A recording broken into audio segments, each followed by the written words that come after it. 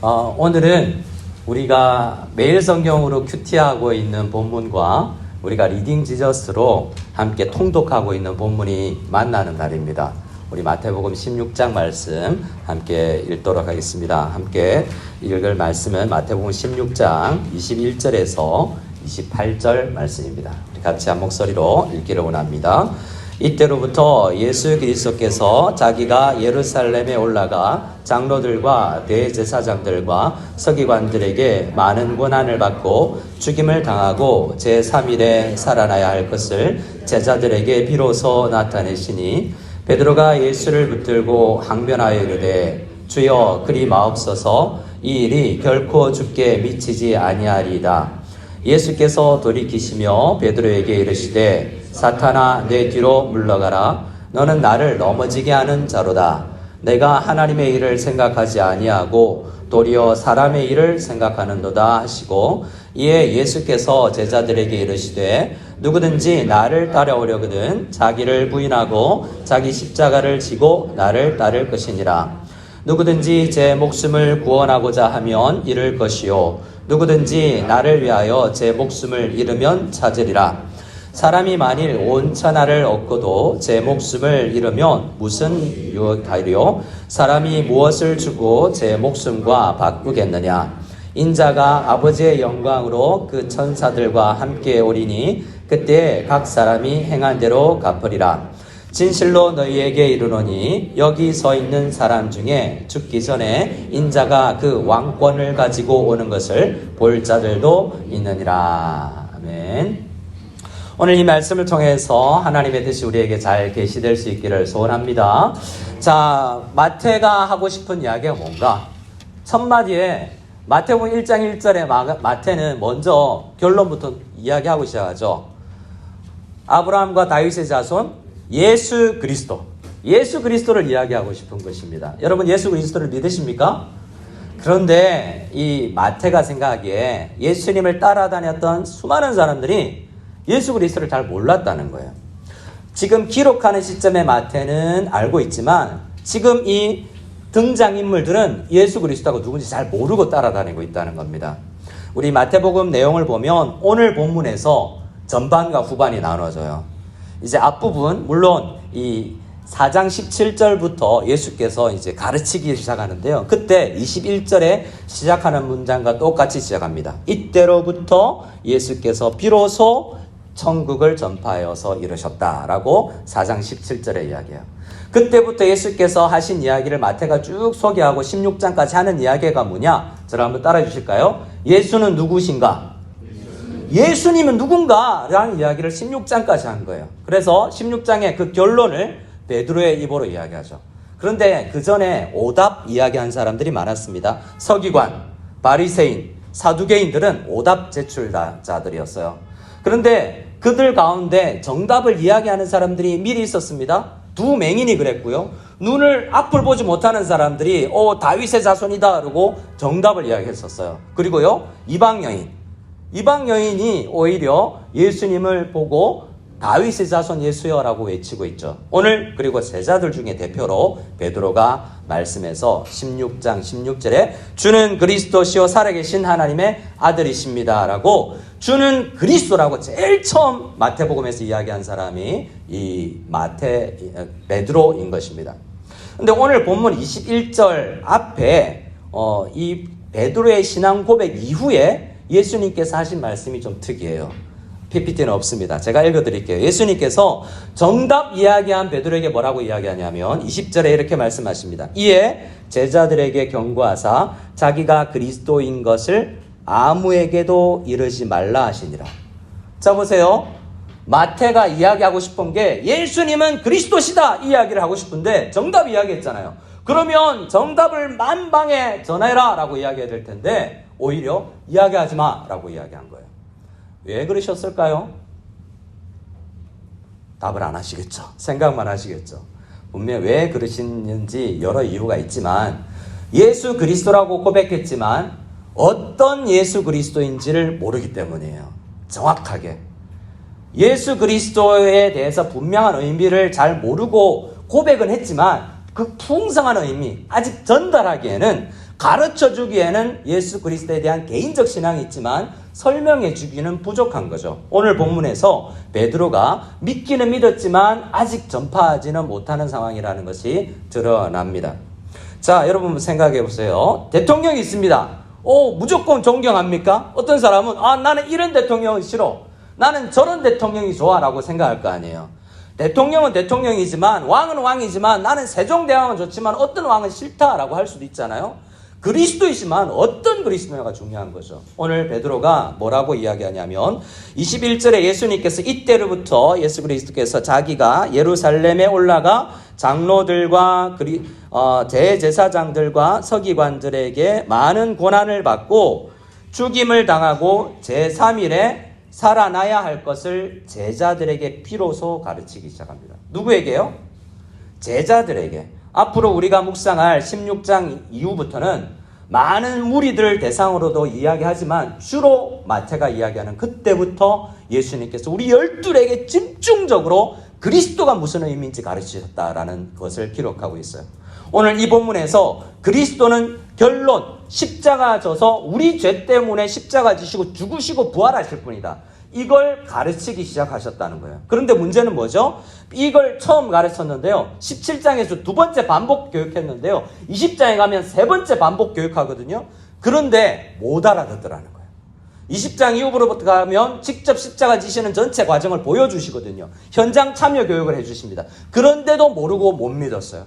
그리고 성령을 보내주셨을 때야 그때야 비로소 예수가 그런 메시아, 그런 그리스도였구나 나중에 고백하게 되는 것을 우리는 성경을 통해서 봅니다.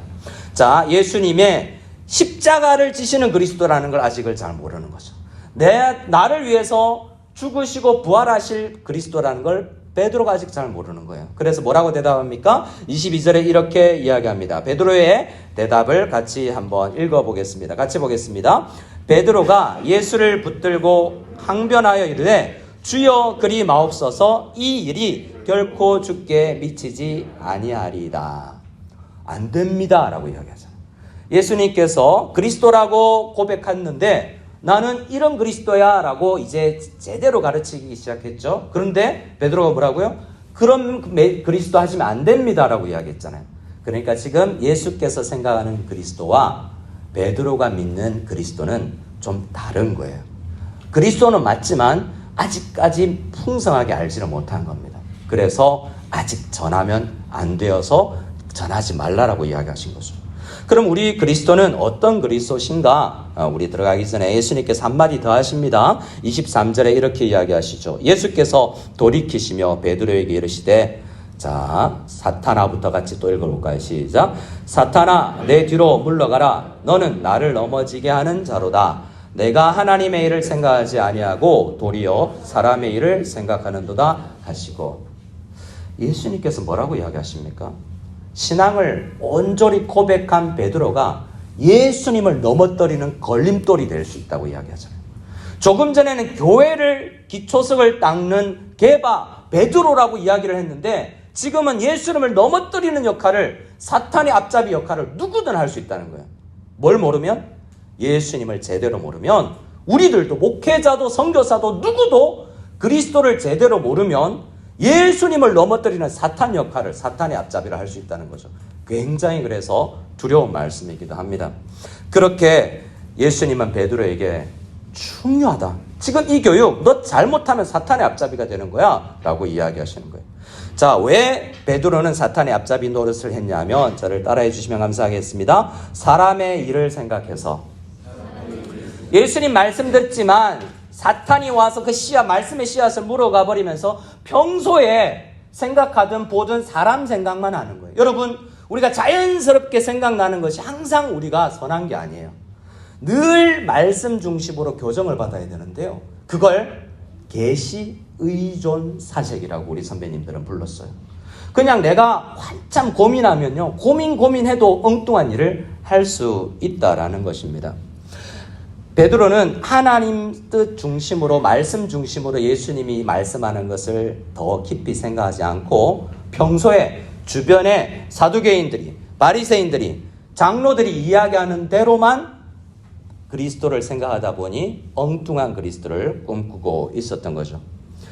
고린도전서 1장에서 사도 바울은 이렇게 십자가 이야기하면 아직도 수많은 이스라엘 사람들이, 유대인들이, 그 똑똑해서 노벨상 받는 사람들이 아직도 십자가 이야기하면 난 그런 그리스도 안 믿어라고 아직도 생각하고 있다라고 이야기합니다.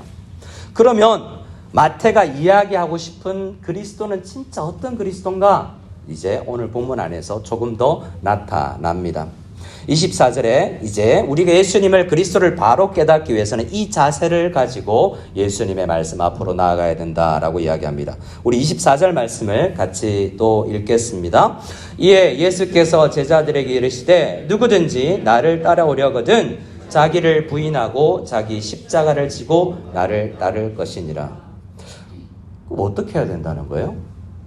여러분 십자가 지고 예수님 따르시고 계십니까? 물으면 남편이 제 십자가예요, 시댁이 제 십자가예요, 이런 이야기는 많아지만 진짜 십자가 지고 예수님 따른다는 게 무슨 의미예요? 그리고 이 십자가를 진다는 의미를 바로 깨닫기 위해서는 이 앞에 있는 문장을 또 알아야 됩니다. 저를 따라해 주시면 감사하겠습니다. 자기를 부인하고, 자기를 부인한다는 것과 사람의 일을 생각한다는 것이 통하는 거예요. 내 속에는요, 계속해서 엉뚱하게 성경을 해석하려는 생각들이 계속 솟아나고요. TV를 보면 세상이요, 성경을 이상하게 해석할 수 있도록 계속 이야기해요. 여러분, 우리 요즘에 마태복음부터 시작해서 15장까지 오늘 읽었잖아요. 대단한 역사입니다, 여러분. 이거 순종하고 있습니다. 남자 구역에서 제 구역장님들 어제 만나서 이야기했는데요. 완독 위챗으로 하루에 몇 번씩이 답이 올라온다는 거예요. 여러분, 제가 몇 분 우리 새 가족들과 신방 다녔을 때 남자분들이, 많은 분들이 이렇게 이야기했어요. 중국 와서 나 스스로 한 장도 성경을 안 읽어봤습니다. 내 스스로 한 장도 성경을 안 읽어봤다는 거죠. 그런데 지금 하루에 3장씩 5장씩 성경을 읽고 있잖아요. 안 읽으면서 예수 믿으면요, 사람 생각이 계속 우리에게 나는 거예요. 자기를 부인한다고요. 어떻게 부인할 수 있습니까? 말씀이 들어오지 않는데 말이죠. 자기를 부인하고 십자가를 생각한다는 것은 말씀 중심으로 십자가를 생각한다는 거예요. 그럼 조금 더, 그럼 자기를 부인하고 십자가를 진다라는 의미가 뭔가? 25절 말씀이 조금 더 설명합니다. 같이 읽겠습니다. 시작. 누구든지 제 목숨을 구원하고자 하면 잃을 것이요, 누구든지 나를 위하여 제 목숨을 잃으면 찾으리라. 이 말씀이 참 쉬우면서도 어려운 말씀이에요. 이건 쉽게 이야기하면 죽으면 살 것이요, 살려고 하면 죽을 것이다, 이런 말이거든요. 어디에 나오는 말입니까? 많이 듣던 이야기 아니에요? 전쟁 영화 보면 많이 나와요. 전쟁터로 많은 군인들을 이끌고 가는 장수가 이렇게 외치며 목숨 걸고 싸우는 그런 영화를 우리는 좀 보죠. 실제로 난중일기에 이순신 장군이 한 이야기예요. 필사즉생, 필생즉사. 이건 죽기를 각오하면 이기고 살기를 꿈꾸면 죽게 될 것이다 라는 이야기입니까? 예수님이 그 이야기하는 거예요. 이렇게 살면 전쟁에는 이길 수 있고 사업에는 성공할 수 있고 좋은 대학을 들어갈 수 있어요. 근데 그리스도는 알지 못한다고요. 이게 무슨 말인가? 열심히 죽기를 각오해 예수님 따라다니라. 그럼 얼마나 힘들어요, 우리가. 여러분, 죽기를 각오하고 예수님 따릅니까? 비장한 각오로? 이것이 이 의미인가? 우리는 이 말씀에 대해서 핵심이 예수님의 십자가를 지고 따른다는 것이 이 말씀 안에 들어있다라고 생각하면서 이 말씀을 조금 더 묵상해야 합니다. 우리는 26절에서 이야기하는 것처럼 누구도 목숨 중심한다고 생각하고 26절 말씀은 목숨 중심에서 늘 자기 중심으로 생각하는 사람들이라는 거예요. 26절이 강조하는 것은.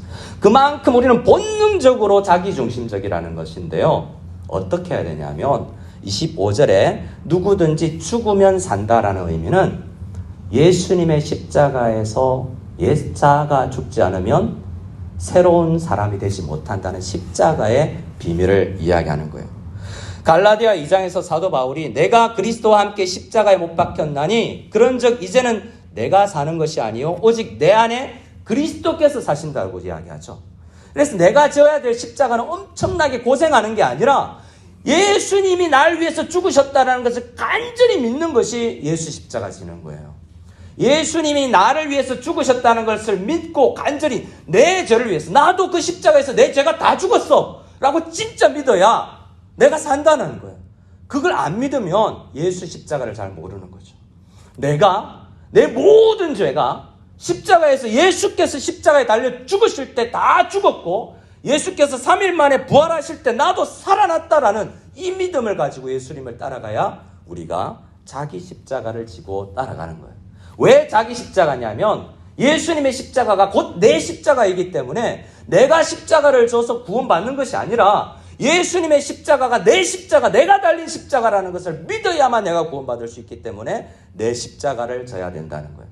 내가 예수님의 고난에 동참하기 위해서 수많은 예수님처럼 일을 많이 해야 되는 것이 아니요, 진짜 예수님께서 내 모든 죄를 위해서 죽으셨다는 걸 정말 믿어야, 내 목숨이 소중한 것보다 그 진리가 더 분명해야 정말 예수님을 그리스도로 인정하는 것이다 라고 오늘 말씀에서 이야기하는 것입니다. 그래서 하이델베르크 요리문답이라는 독일의 믿음의 선배들은 뭐라고 이야기했냐면, 자, 제가 새가족들에게 교육할 때 늘 묻는 질문인데요. 여러분, 앞으로 죽을 것 같습니까? 안 죽을 것 같습니까? 다 죽겠죠. 사람은 죽는데. 근데 성경에 안 죽은 사람 있어요, 없어요? 에녹과 엘리야는 안 죽고 안 죽은 사람이잖아요. 사실 예수님께서 데살로니가 말씀을 통해서 사도 바울이 우리에게 알려준 것은, 예수님께서 재림하실 때 그때 살아있는 사람은 안 죽고 들려 올려져서 변화한다 그러잖아요. 죽은 사람이 먼저 일어나고. 여러분, 죽음은 죽을 수도 있지만, 육체적 죽음은 우리가 죽지만, 우리는 죽을 필요가 없는 사람이에요.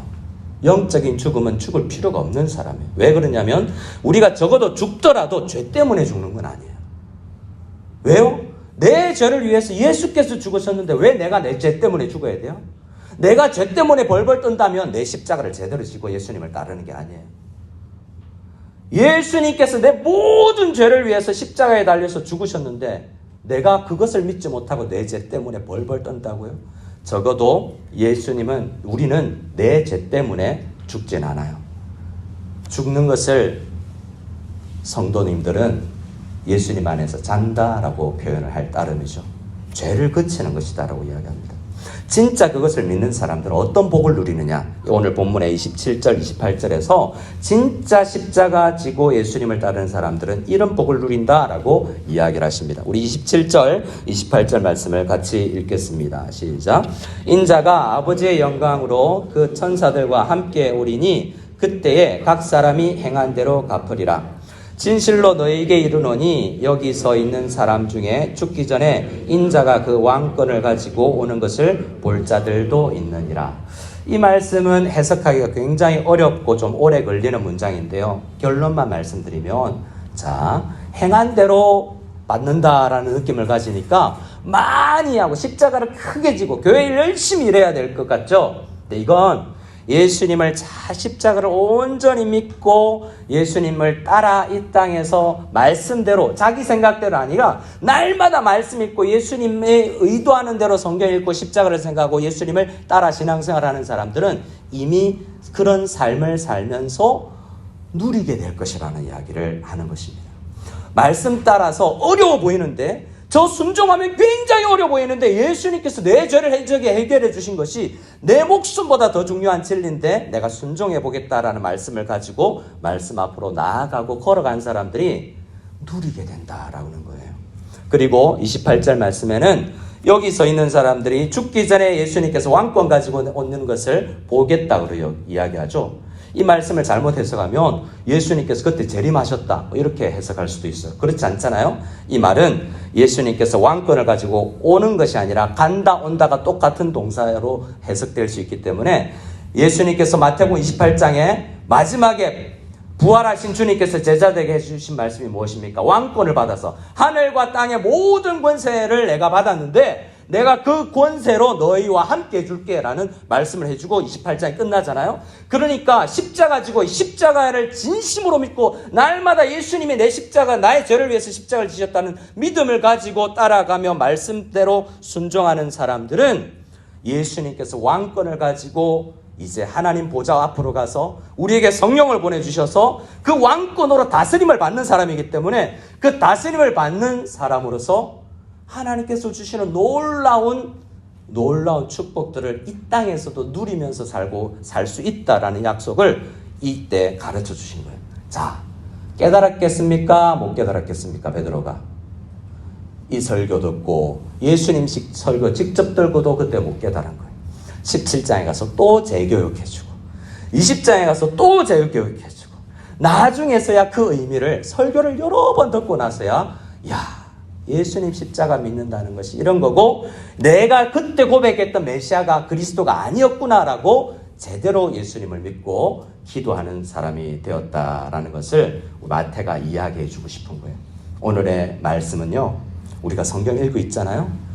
또 읽고 또 읽으며 예수님이 진짜 어떤 그리스도인가를 우리가 알고 기도할 때 정말 놀라운 기도하는 현장에서도 하나님의 다스림을 내가 경험하게 되는 은혜가 있을 것이고요. 그리고 열매를 맺게 되는, 이미 순종할 때부터 뭔가 기도 제목 응답이 내 손에 안 잡힐 때 내 속에서 열매가, 성령의 열매가 솟아나오는 것을 느끼게 될 것이다 라는 것으로 오늘 말씀이 이야기합니다.